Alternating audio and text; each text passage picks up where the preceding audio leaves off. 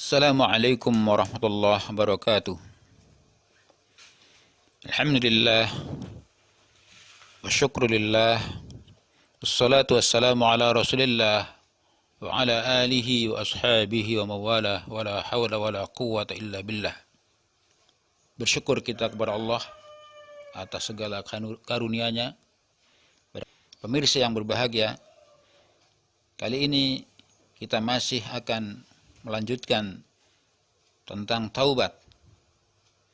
Allah Subhanahu wa taala yang Maha Pemurah dan Penyayang memberikan kesempatan bagi hamba-Nya untuk tetap memberikan peluang untuk mendapatkan kebaikan-kebaikan meskipun seseorang mungkin telah terjerumus pada perbuatan dosa dan kesalahan baik yang langsung kepada Allah maupun yang terkait dengan sesama manusia. Itulah taubat. Karena itu Rasulullah SAW bersabda dalam banyak hadis, di antaranya yang akan kita sampaikan pagi ini, yaitu tentang bahwasanya Rasulullah itu bertaubat tidak kurang dalam satu hari 100 kali.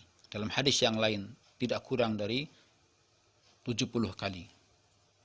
An Abi Hurairah radhiyallahu anhu qala sami'tu Rasulullah sallallahu yaqul wallahi inni la astaghfirullah wa atubu ilaihi fil yaumi aqsara min 70 marrah.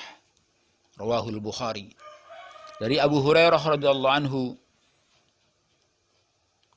berkata, saya mendengar Nabi sallallahu alaihi wasallam bersabda, wallahi demi Allah, sesungguhnya aku beristighfar dan bertaubat kepadanya dalam satu hari lebih banyak dari 70 kali.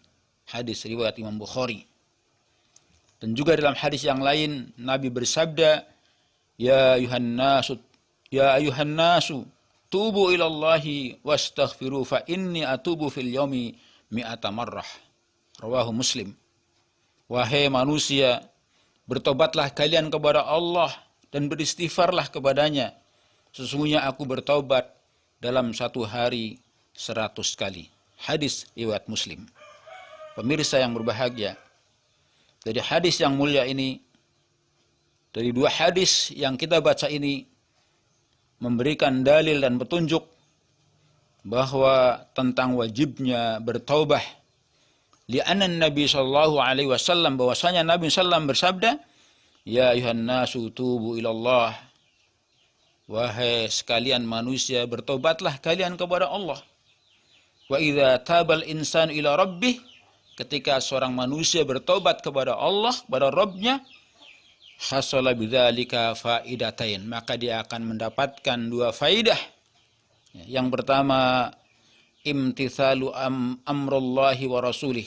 Yang pertama, berarti dengan kita bertobat, berarti kita mengikuti perintah Allah dan Rasulnya.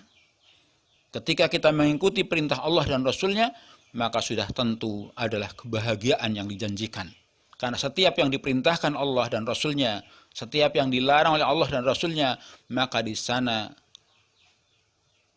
kebahagiaan akan kita dapatkan. Karena kebahagiaan itu ketika seorang mampu mengikuti petunjuk Allah dan Rasulnya dan meninggalkan apa yang menjadi larangan Allah dan Rasulnya. Kemudian faidah yang kedua, al-iqtida'u bi Rasulullah sallam, yaitu mengikuti, kita beriqtida, berqudwah, mengikuti Rasulullah sallam, yaitu karena Rasulullah sallam itu senantiasa bertaubat. Bayangkan para pemirsa yang berbahagia, Rasulullah SAW adalah sebaik-baik makhluk, sebaik-baik manusia, sesempurna-sempurna keimanan manusia. Tidak ada yang melebihi kesempurnaan imannya dan ibadahnya. Beliau tetap beribadah kepada Allah Subhanahu wa taala. Bagaimana dengan kita? Bagaimana dengan kita yang tidak ada janji, tidak ada perjanjian khusus bahwa kita akan diampuni dosanya, kita tidak akan dijanjikan secara khusus pengampunan dosa, tetapi Rasulullah SAW yang telah dinyatakan sebagai manusia yang sempurna tetap masih saja beristighfar kepada Allah Subhanahu wa taala. Dan dalam dua hadis ini juga menjadi dalil ya, bahwasanya Nabi kita Muhammad sallam asyaddun nasi ibadah lillah, manusia yang paling sempurna ibadahnya kepada Allah. Namun demikian beliau tetap beristighfar, memohon ampun. Fa innahu ahsyana lillah, dan beliau adalah orang yang paling takut kepada Allah dibandingkan kita-kita. Jadi beliau itu paling sempurna ibadahnya dan paling takut kepada Allah dibandingkan kita-kita. Wa atqana lillah, dan paling takwa kepada Allah dibandingkan kita-kita. Wa alamana billah, dan paling berilmu, paling tahu, paling faham tentang Allah ketimbang kita-kita. Tetapi beliau tetap beristighfar, memperbaiki diri, memperbanyak ibadah. Kemudian dalam hadis ini juga menjadi dalil ya, ala annahu sallam muallimil khair bilisanihi wa af'alihi, bahwasanya Nabi sallam adalah guru terbaik karena di samping dia menasihatkan dengan lisannya, memerintahkan dengan lisannya, melarang dengan lisannya, sekaligus dia juga menjadi contoh melaksanakan apa yang menjadi perintah Allah dan meninggalkan apa yang menjadi larangan Allah Subhanahu wa taala. Inilah yang perlu kita renungi segenap pemirsa yang berbahagia. Kadang-kadang ada orang yang mudah memerintah ya, pandai memberikan perintah-perintah instruksi, tetapi tidak pandai memberikan contoh apa yang menjadi perintahnya. Ya. Kalau dalam bahasa Jawa jarkoni ya, bisa ngajar tapi nggak bisa ngelakoni ya. Dia memerintahkan untuk jujur, untuk disiplin, dia sendiri tidak berbuat jujur, tidak disiplin.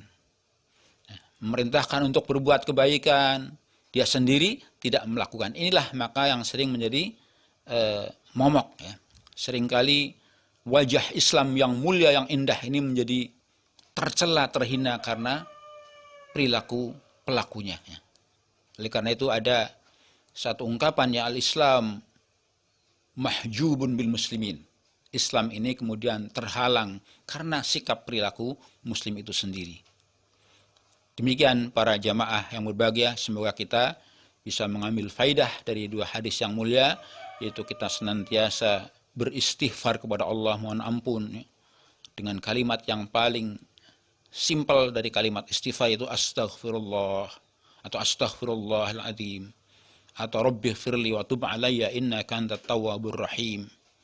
Dan ada istighfar yang paling panjang yang disebut dengan Sayyidul Istighfar, itu Allahumma anta rabbi la ilaha illa anta khalaqtani wa ana abduka wa ana ala ahdika wa ahdika mastata'tu abu'u laka bi ni'mati alayya wa abu'u bi dhanbi faghfirli fa innahu la yaghfiru dzunuba illa anta.